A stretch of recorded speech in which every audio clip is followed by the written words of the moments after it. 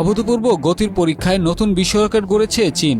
দেশটির গবেষকদের তৈরি করা একটি ম্যাগলেভ ট্রেন মাত্র 2 সেকেন্ডের মধ্যে ঘন্টায় 700 কিলোমিটার গতিতে পৌঁছতে সক্ষম হয়েছে। ট্রেনটির গতি এতটাই বেশি যে কাছ থেকে দেখলেও 1 সেকেন্ডের বেশি চোখে ধরা পড়ে না, অর্থাৎ সচেতন না থাকলে আপনি বোঝার আগেই ট্রেনটি অতিক্রম করবে।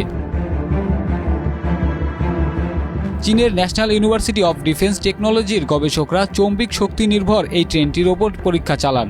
1000 টনেরও বেশি ওজনের ট্রেনটিকে এত উচ্চ গতিতে পরিচালনা করার পাশাপাশি সফলভাবে ও নিরাপদে থামাতে সক্ষম হন তারা।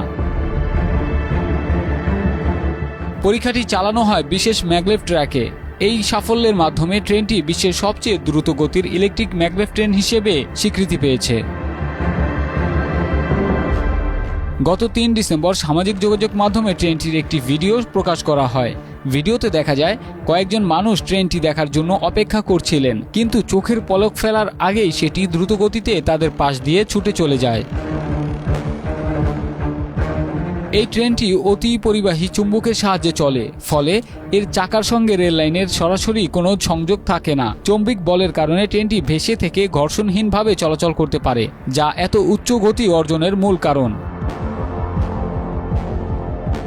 গবেষকদের মতে ট্রেনটির গতি ও শক্তি এতটাই বেশি যে ভবিষ্যতে এর প্রযুক্তি ব্যবহার করে রকেট উৎক্ষেপণেও সহায়তা নেওয়া যেতে পারে।